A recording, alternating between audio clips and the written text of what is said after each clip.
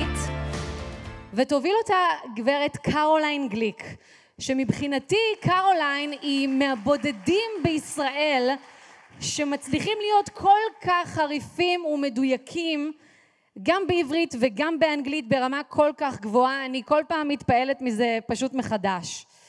קרוליין היא בעלת טור בחירה בישראל היום. היא כותבת בבמות יהודיות רבות בישראל ובעולם. היא שימשה כפובליציסטית בחירה בג'רוסלם פוסט, בעיתון מעריב, בברייטברט. וקרוליין היא קול משמעותי ומבריק בכל הקשור לביטחון ישראל ויחסיה עם ארצות הברית. ויחד עם קרוליין אני מתכבדת להזמין לבמה את אחד האנשים שאני יותר נהנית לצפות בהם מדי ערב במסך שלי. אחד האינטלקטואלים השמרנים הבכירים ביותר מעבר לים, פרופסור ויקטור דיוויד הנסון. הנסון הוא פרשן אסטרטגיה מוכר בארצות הברית, בכיר במכון הובר, שם הוא עומד בראש קבוצת המחקר של היסטוריה צבאית. הנסון גם ידוע כהיסטוריון של התקופה הקלאסית, ואתם, קהל יקר, כנראה מכירים את שמו מהספר ניצחון המערב, כיצד הכריעו ערכי החירות את הקרבות הגדולים בהיסטוריה, שהופיע בעברית בספריית שיבולת. ואפרופו שיבולת, נספר לכם שהנסון הוא גם חוואי, הוא מבקר בולט של מגמות חברתיות הקשורות לחקלאות. And now allow me to read to you the title of Victor's latest book, as it is related to the topic of today's conversation. The Dying Citizen, How Progressive Elites, Tribalism, and Globalization are Destroying the Idea of America. And as we here know, not only the idea of America, but also the idea of Israel, and honestly, almost every Western nation is experiencing a similar threat. Professor Victor David Hanson, Miss Caroline Glick, welcome.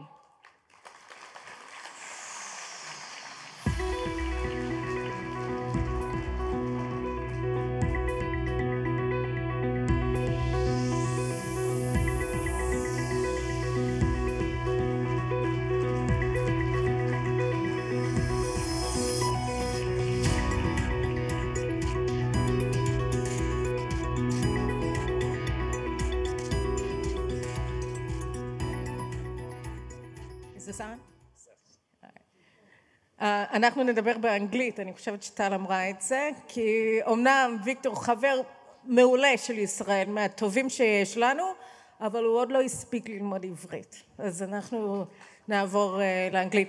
I just said something really mean about you. Okay. I said we have to speak in English because even though you're among Israel's best friends, you still haven't gotten around to learning Hebrew. You've been too busy learning Greek and Latin. I could say it's Greek to me, but I know Greek. But right. So I don't know. It's Swahili. Do you speak Swahili? Yes, yes. You do speak Swahili? What? You don't speak Swahili? No. Oh, okay. So this is a great pleasure for me. Me too. I've known Victor for 20 years, something like that. But I've never had the honor of sharing a stage with you. Same here. So this is going to be fun. Victor, you just wrote a really important book called The Dying Citizen. And before we get into the nitty-gritty, I mean, would you just sort of spend a few minutes giving us the basic concept of the book, and then I have some very, hard questions for you to answer here. Well, I just wanted to remind everybody that what we do in the United States and what you do in Israel is the exception in history, that most societies are not constitutional. Over half the countries in the world today are not. It was very late in the development of civilization. Civilization is 8,000 years old. Constitutional government or consensual government is only 2,500 years old. So we should, and it's very frail, and I think people should realize that. And then another theme of the book very quickly is that when you combine market capitalism, as you do and we do, with constitutionally guaranteed freedom, it's the only thing that creates renaissance, the good life, so to speak. But we have to be very careful because people from Aristotle to Tocqueville said that it also creates a leisure, at best or a decadence at worst. And remember, Aristotle reminded us that once a person is equal politically, and that's what is guaranteed under Western democratic systems, naturally he believes that he should be equal in every other aspect of his life, economically, and the government has a responsibility to ensure that.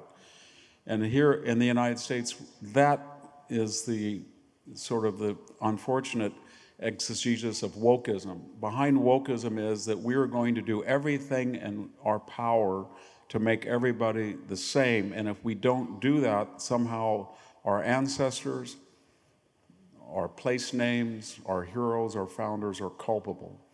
And so in reaction to that, I wrote The Dying Citizen very quickly, and it was how citizenship is disappearing in the West. And there were pre-modern efforts or catalysts. One of them was the end of the middle class. Aristotle said, if you don't have a middle class, you have no chance for democracy. The poor are subsidized by the government. The wealthy have too much influence to warp governance. In addition to the middle class, you have to have secure borders. This is very important for Israel because you can't expand the idea of democracy all over the world without diluting it at home, and you have to know that you have a unique culture. We don't have a border on our southern border. It doesn't exist anymore, and we're paying the price. The third is tribalism. That is that if you have a consensual society and you don't want to turn into Yugoslavia or Rwanda or Iraq, you have to have a common core of beliefs, and they have to transcend superficial appearance. Here in the United States, we are making race essential rather than incidental to who we are, and that explains a lot of our problems. And it's an age-old, deleterious, and fatal characteristic of a society, a consensual society that's disappearing. And then very quickly, we have postmodern efforts that are destroying the citizen.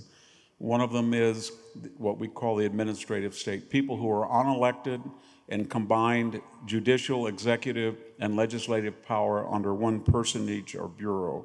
They have enormous resources and are not accountable. Whether they're FBI, CIA, IRS, they're much more powerful than elected officials. You have similar problems, as I imagine. Then we have evolutionaries that believe that human nature changes. It always gets better. If we just have more power from government, we can change the essence of people. Therefore, our founders, being 18th century old white men that weren't as sophisticated as us, we have to change all the protocols that they established and the things that have grown up since. So get rid of the Electoral College because it doesn't give us instant results. Pack the court to 15 judges. Get rid of the Senate filibuster after 180 years. Get rid of the idea of a 50-state union. Bring in two. Have a national voter law that bans IDs at the poll. Anything that would guarantee an equality of result and show us that our generation has evolved in a way that our primitive ancestors did not.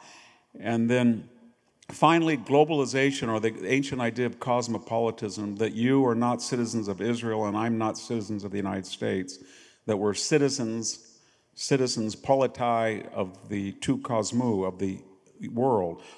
Our allegiance is to the Davos people. It's to our bi-coastal American elite.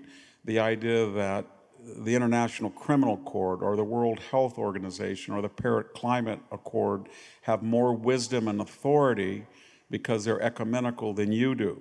And yet every time in history that anybody dreamed up such a crackpot idea, Alexander the Great's Brotherhood of Man, Napoleonic Continental System, the League of Nations, the United Nations, they all prove to be as strong as their weakest link, and the weakest link is always an equivalent of something like North Korea or Iran. And out of that pessimistic appraisal, I'll finish by saying that all of these problems that we're experiencing in the United States revolve around the death of the citizen. If you put all the things a citizen can do 50 years ago, vote, hold office, travel in and out of the country without documentation other than a passport, serve in the military, participate in all that's left in the United States is holding office. Every other once exclusive privilege is open to anybody who's residing on American soil. And it's very sad because this was not a cause of a volcano, a disease of foreign power. This was a suicidal, self-created phenomenon. So you're supposed to encourage me to be more optimistic. No, I'm pretty pessimistic myself. Okay. But I think, you know, before we go into the questions that I prepared, I mean, I think the issue of equality is so interesting, right? Because first of all, I mean, it was quite prescient on the part of Aristotle to say that. Yes. But it took a long time. There's always been a struggle between equality of opportunity and equality of ends, and the equality of ends always leads to totalitarianism, and the equality of opportunity always leads to freedom. So it's sort of interesting that the one thing, the equality of ends, has now managed to win after all of these years when it didn't. I mean, was there some trigger that you can point to that suddenly changed the way that people understand what equality is geared towards?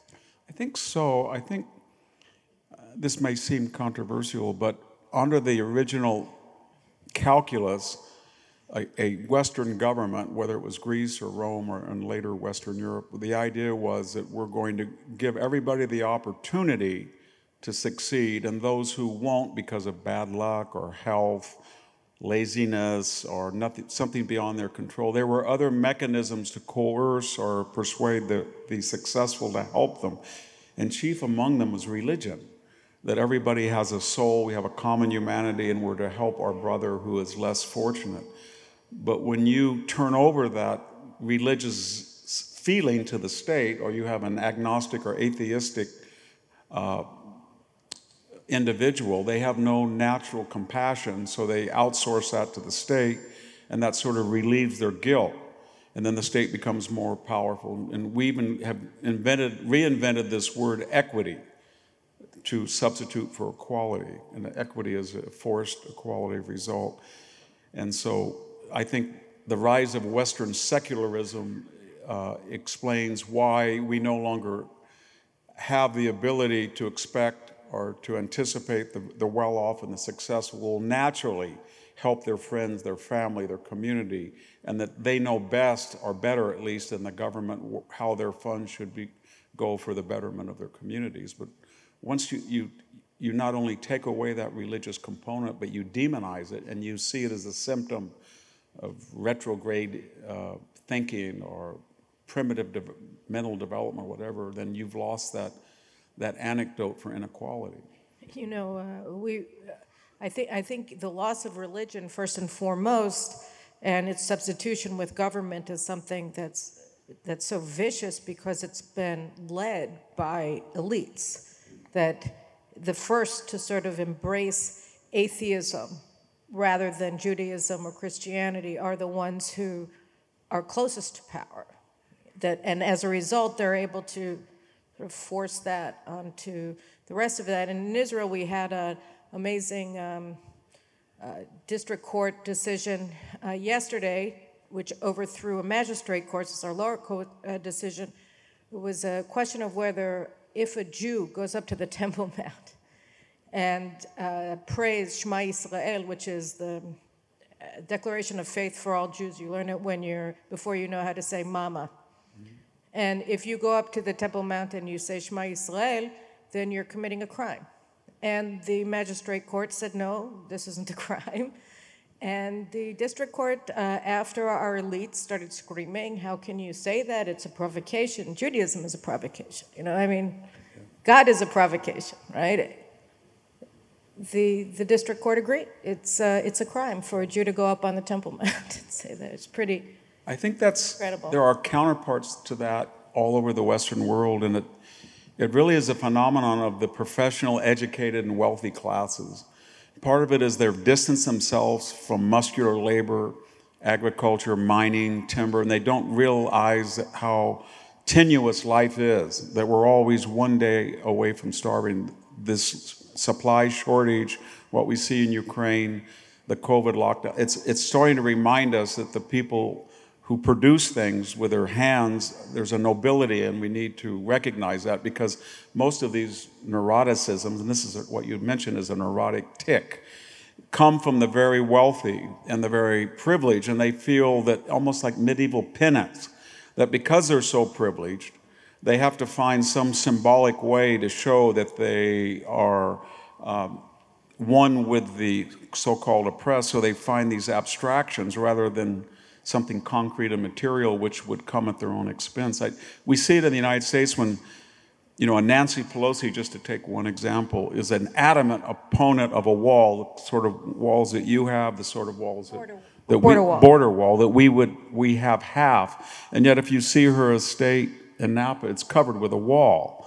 Or people in the United States are adamant that charter schools are bad, teachers' unions are good, and yet their children are all in privileged prep schools. And so as a means of saying, you know what, I'm very, very progressive, but I'm very regressive in my own, I have to square that circle, so I need a cause in the abstract that won't hurt me, but like medieval, instead of being whipped in the medieval penance and the Christian sense of, you know, signing a thing and saying, you know what, I'm a sinner, I'm an usurer, so I will pay so many gold florins for a block on the dome of St. Peter's. They say, I will support tearing down the wall on the southern border. That makes me feel really good, and therefore I get to have a wall around my own home.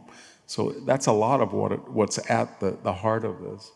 You know, it's the levels of abstraction, right, that distance our elites from what's real, what's substantive, what you need in order to live, that's really becoming a graver and graver danger.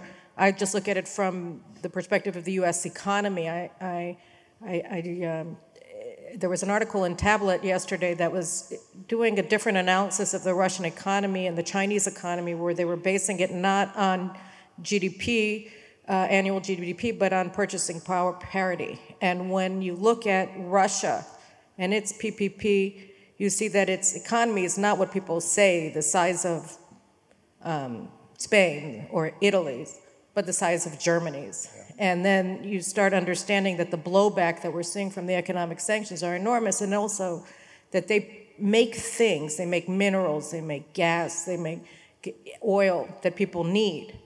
That's the basis of their economy, and so their importance to the global economy is much larger than, say, a service-based economy that's, you know, its chief export is management consultants or what have you. So, you know, it's different. Here, I just wanted to bring it back to our conversation, though, about the dying citizens. You know, here in Israel, we have a concept that I don't know whether it exists or it has existed in this form for so long in the United States, of the gatekeeper. I mean, citizenship, as the Athenian model, the Roman model, is that you have responsibility and you have authority. I mean, Athens, obviously, is the example where everything was by plebiscite for the citizens deciding things.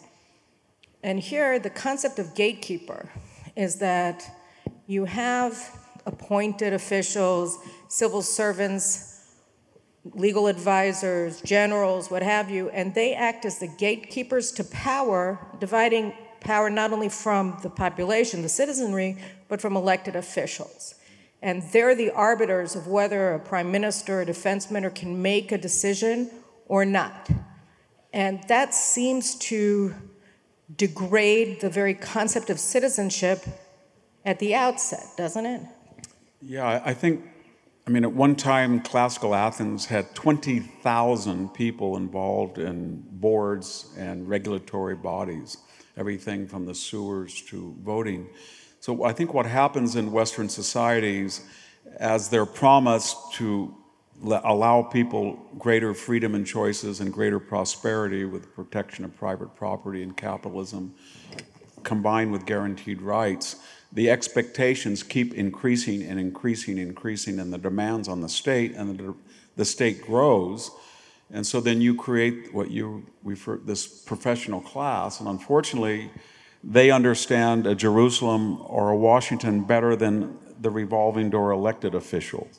So in our country, a Lois Lerner at the IRS, a James Clapper, the Director of National Intelligence, a James Comey at the FBI, their attitude is, these people come and go, but we have mastered the system, so at some point they will have to come to me for help or advice, and then people know that I'm going to outlast them, and then they have the resources at the state if they want to go after you or you or you.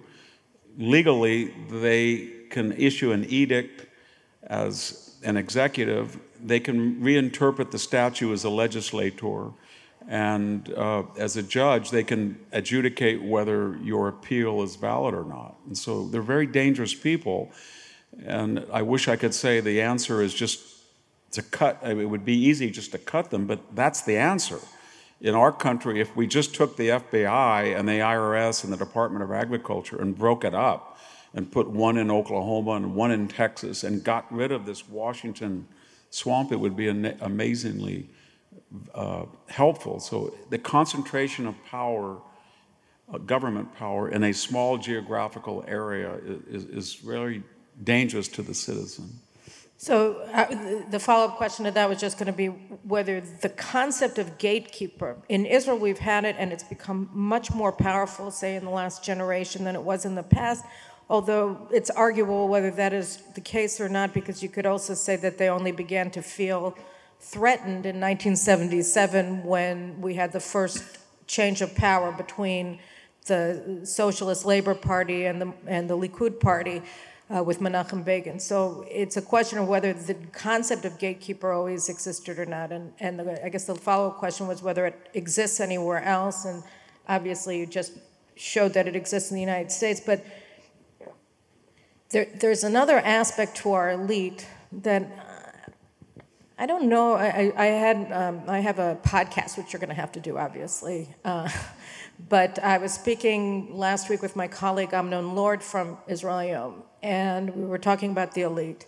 And he made a point that I think was very key. He said that there's something unique about the Israeli elite, and maybe it exists with the French, I don't know, but that they're not at all embarrassed about it. Like they're very forthright. You're not one of us. You don't have a right to speak. We get to decide everything. Who are you, Johnny come lately? You know, you can't tell us what to do. And they're proud of it. They think that the state belongs to them because their parents or their grandparents were the pioneers in pre-state days, or they latched on to the establishment after they came here.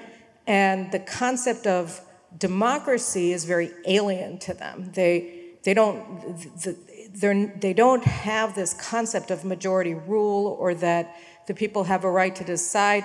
Amnon quoted David Ben-Gurion, who said something to the effect of, the people don't know what to do, we tell them what's good for them. Yeah.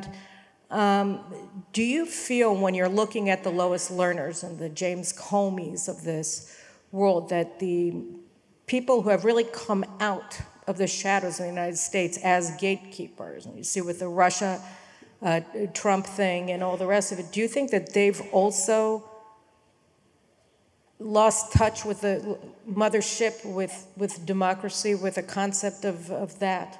Oh, absolutely. And they have counterparts in the private sector. Our elite feel that when globalization took hold, people from Seattle to La Jolla, California were looking at the Asian tigers in China, and people on the East Coast from Boston to Washington were looking on the EU, and they had particular transferable skills: media, finance, international business, entertainment, professional sports. And suddenly their markets were 7 billion rather than 300 million, and they became fabulously wealthy. I mean, $6 trillion in Silicon Valley in a 30-mile radius.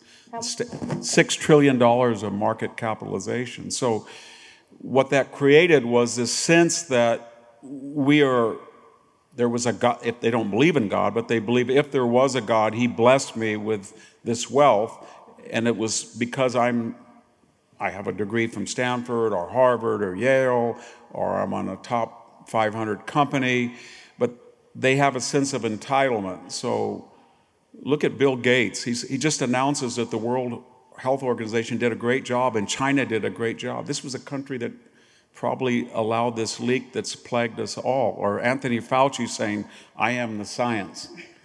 or so many people agreeing with him. yes, or Mark Zuckerberg. I'm Facebook. You can't eat Facebook. You can't drink Facebook. You can't drive Facebook. But it's Facebook, and he is worth $70–80 billion. So he decides, I'm going to spend $419 million and infuse it into a select precinct, and I can alter the election, what the left used to call dark money. So these people feel that they have a God-given right because they were the winners under globalization.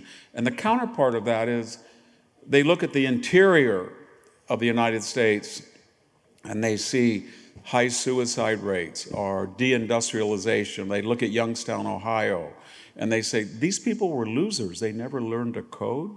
They never got a global market. And they even have developed a vocabulary for them. If you took what Barack Obama invented linguistically, or Hillary Clinton or Joe Biden, think of the vocabulary. Clingers, deplorables, irredeemables, chumps, dregs. They all use that in public as a euphemism, I guess it's a euphemism, of the great unwashed former middle classes. And yet, as we see right now in the United States, you can't find a plumber. You can't find an electrician. You can't find a sheetrocker. You can't build a car on time. You got plenty of advisors, political advisors, consultants, techies, but ultimately a society depends on people who can physically do tasks to keep us alive one more day. And if there's any good out of this tragedy of COVID, I think it'll be a reappreciation of the middle classes who are muscular in nature. I hope so, but in the meantime, they're being squeezed. I mean, they're being squeezed in this country as well. And it comes to a question, I think, that it's at the heart of the economic debate between traditional conservatives of the free market concept of comparative advantage and the populists, for lack of a better term, but that they say that there are certain industries that we need. And you started this debate, at least for me, in a book you wrote, I don't know, decades ago, Field Without Dreams, about the way that the industrialization of agriculture, I think under Reagan, destroyed the family farm. And the economics of it makes sense, but the social costs of destroying the family farm in the United States are enormous, and we're feeling them to this day. You know, that reminds me, in 1982, the price of raisins, just take an esoteric crop that we grew, was $1,420 a ton. The break-even price was about $1,000. And under the effort to curb hyperinflation that was necessary, high interest rates, etc., the United States also had a free market open trade. So we had the EU and most of the NATO countries with very high tariffs about their raisins and subsidies of about $800 a ton. So they were shipping raisins that were far more expensive to grow in Greece or in Spain into the United States, which crashed the price. So it went in 12 months from $420 to $400. And every 100-acre farm, and these were people who were on the school board, the Little League teams, all of this checkerboard, they went broke. And they asked me, I was a smart, I won't say ass, but I was a smart ass. It's a very cocky young kid that had gone to graduate school but gave it up and was farming full time. They said, Victor, you go with us to meet this Reagan official. So this guy came out, and he started the discussion. There's only 5,000 of you, you're lucky I'm here. And I said, well, what possibly should we do? And he said, this is good for you. I said, how could it be good for you? He said, it's creative destruction. And I said, well, I know Hayek and all that, that's good in the long term, but tell me exactly how it could be good. He said, well, it's lowered the price for the American consumer. I said, not to the same degree. That the middleman made up most of the difference. The consumer's not getting much of a break. Well, it weeded out the wheat from the chaff, so the people who will go broke would have gone broke anyway. I said, no, they've been here for 100 years. And then he said, the ones that survive they'll hone their skills. And I said to him, well, why not go down to $100 a ton, or what my grandfather had, $30 a ton in the Depression? We can go down there if you like. But the point is that we're all market capitalists, but we have to resist that urge to always go one step beyond what is humane. And I think that's what happened in parts to the Republican Party. That was the idea that we're just going to have an unleashed laissez-faire, and we're not really going to worry whether the United States has necessary industries, or we can make protective masks or gowns, or we can produce penicillin, which we haven't done since 2004. So I think part of this, what Caroline's referring to, there's an effort at least to say we have to be nationalist and patriotic within the confines of conservative support for free markets. But free markets cannot be antithetical to national interests. They just can't be out there in a Davos-like setting where capital goes anywhere it wants without regard to national interests. The national legislature, Knesset, House, Congress has to be superior to any international organization, whether formal or informal. Exactly.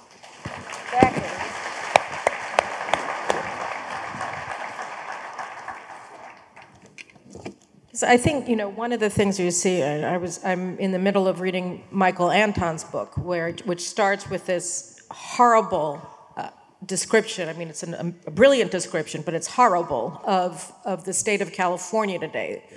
And how, and we see it in places here like Tel Aviv to a different degree because we have different pathologies, but of the middle class being squeezed out, and you have the peasants, and you have the feudal lords, and the free landowners, the homeowners of the valley, of the Central Valley, of the valley in Los Angeles. They can't afford houses. Their children can't buy houses. And we have, I think, an average apartment here costs 300 salaries. So young couples can't buy. And there's this sense, really, that, we want high-tech, high-tech, high-tech. We want everybody to be perfect in math, perfect in science, which is true. But we need to have industry, we need to have things for people who aren't going to code, who think it's really boring and don't want to do it, like me, No, you're exactly right.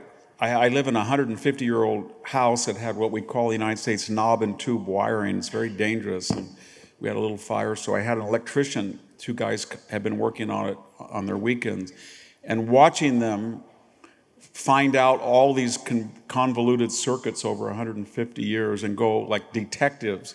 They reminded me of neurosurgeons.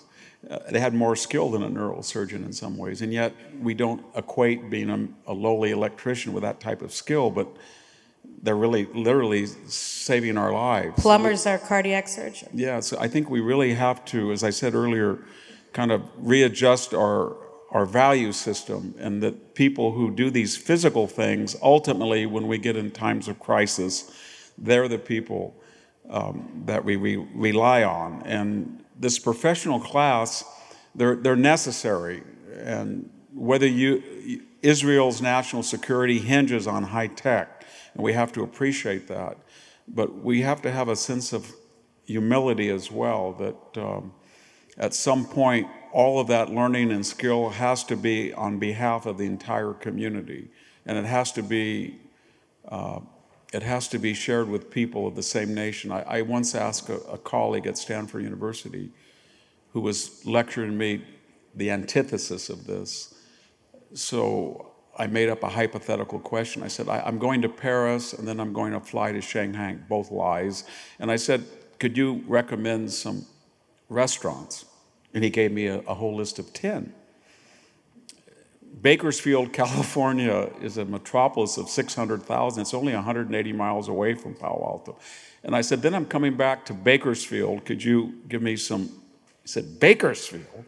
I've never been there. But I said, it's in your own state. It's in your own state. Don't you have any interest? No, I don't have any interest. So there was something wrong with that. And in California, we have, in the same state, 47th in high school test scores, ranked 49th in infrastructure. One out of 50. Out of 50, 1 out of 3 people in the United States on public assistance lives in California, 22% below the poverty line. I could go on, but coupled with the highest income tax, the highest basket of sales taxes, the highest gasoline tax, and yet we're rated 48th again in highways and bridges and airports out of 50 states. And then we have the highest number of zip codes of people that are affluent per capita income, and we have the wealthiest congressional districts, all in one state. Why was that? It was policies that drove out 8 million people from California to go to Nevada or Idaho or Florida or Texas with fewer taxes. We had 50% of the people who entered the United States illegally who were very poor from southern Mexico, and we had this vast infusion of global wealth and techies.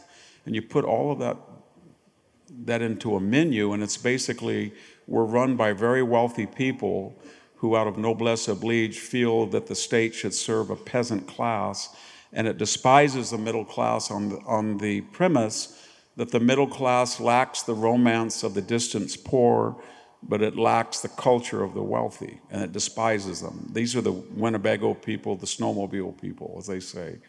And anytime a society has a hatred of the middle class, it's in an end stage development. So, to go from people who imagine problems that they can solve so they can feel good about themselves to actual problems that these people who like to solve imaginary problems prefer, there are real identity problems inside of a lot of these democracies. And I'll just, give a couple, in Israel, we have basically two national groups that operate in parallel, the Jews and the Arabs. And this was, it's coming to the fore now in a way that we've never seen before. There was just a poll that came out, I think 2 weeks ago, that showed that 75% of Israeli Arabs don't think that Israel has a right to exist. They reject the Jewish identity of Israel, and Israel's the Jewish state. So if you reject the Jewish identity of Israel, you say Israel doesn't have a right to exist. That's extraordinary. And in Europe, we had something interesting happen, which was that you have post-war German, French concept of post-nationalism, transnationalism, and the EU was kind of formed in order to repress national identity, and the thought, we don't do this well, let's not do it anymore. And then part of that post-nationalism involved open immigration. So then you get these millions and millions of people coming from the third world, and particularly from the Islamic world, into Europe, and they don't accept Western civilization. They don't accept the basic concepts that animate these societies, and suddenly you see a resurgence of nationalism as a form of self-defense almost from this phenomenon that was caused by post-nationalism. And in the United States, as you said, there's no border with Mexico. You're getting an influx of millions and millions of people who may not be hostile to America, but they don't care about it. And so you have these people inside of your country, each with their very different, animating characteristics. But the question is, if you have these identity crises that are real inside of your society, pretend you can close the border tomorrow, nobody else is coming in. What conceptual model do you even use to deal with it? How would you begin to look at this problem? You have to have a very strong idea of civic education. And we don't have that in the West in general. In general, or for the majority, or? Yes, everybody. So when a person crosses the border from Oaxaca, one of the poorest areas in the world, and he goes into the wealthiest in California, the educational system has to be able to teach young people when he enters the school and say, this country is a result of market capitalism, an independent judiciary, a constitutional government, and in a idea of rationalism, a separation from church and state, but a support for religiosity, and it has to inculcate these American ideals and say to the immigrant, and even though you step foot and if you become a citizen, you have just as right as sixth-generation citizen, but you have to realize that you rejected your culture and you made a conscious choice for ours, and we're going to hold it to you. Now, we're going to be enriched around the periphery, your food, your music, your fashion. This is what we call multicultural, but it's not the core. We do not want Mexico's judiciary. We do not want Mexico's cartels. We do not want Mexico's chauvinism. We don't want that, and you don't either, or you wouldn't have come here. And if you don't have that confidence, and we in America don't anymore, in fact, we look to Israel because you're one country that has no margin of error. We have 2 oceans. We have a huge military. But you're sort of the canary in the mine that says a Western society, even if we wanted to become decadent, we can't because we're in an existential crisis given our neighborhood. And that, I know that's a great burden, but it's also an advantage because that forces you to have confidence in Western civilization, and therefore you can be instructive and didactic to the rest of us.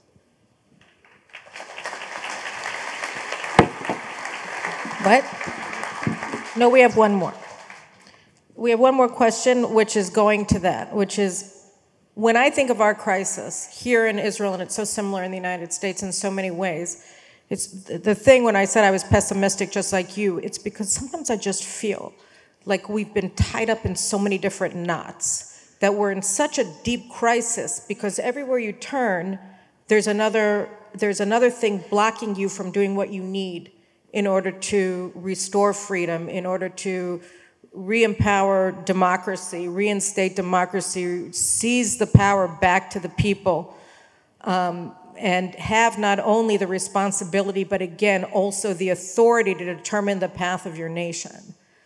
And I'm wondering, is there something that you look at now? I know the midterms are in November, but is there one thing that you look at in the United States, so if we can do this, that's sort of the keystone, and then we can use that to pivot to deal with academia or to deal with whatever the other knots are that you're looking at, the regulation, the agricultural policies, the industrial policies. If you do one thing, it can move you. And then the last question is, is there some guiding concept of how to look at a problem that's so knotted and say, okay, look for one thing first. If you can get to that one thing, whatever it is, theoretical concept that you can use to try to figure out what to do to move forward.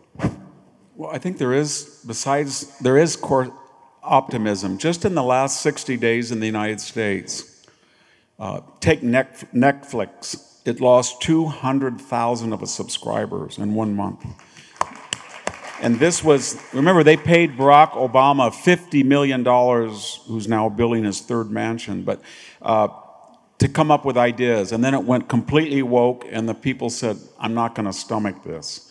Disney Corporation tried to force down a transgender agenda, and it's lost 20% of its value below the stock market loss.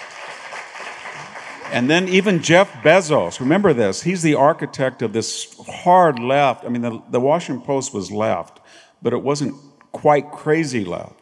And now he's arguing with his own paper because he feels that he's created such a monster that it might affect his own self-interest. And then we had the Elon Musk phenomena that's driven the left crazy.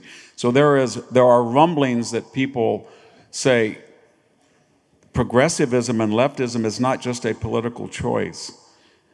This is existential. You can't get baby formula. You can't drive a diesel truck at $7 a gallon in California. You can't walk in broad daylight in Chicago. It's too dangerous. These people are suicidal, and if we continue to give them power, they're going to destroy us. And this is coming from the middle classes of all different parties. So that's optimistic in a pessimistic way. And finally, very quickly, to end, what value or what guidance? I think it's empathy.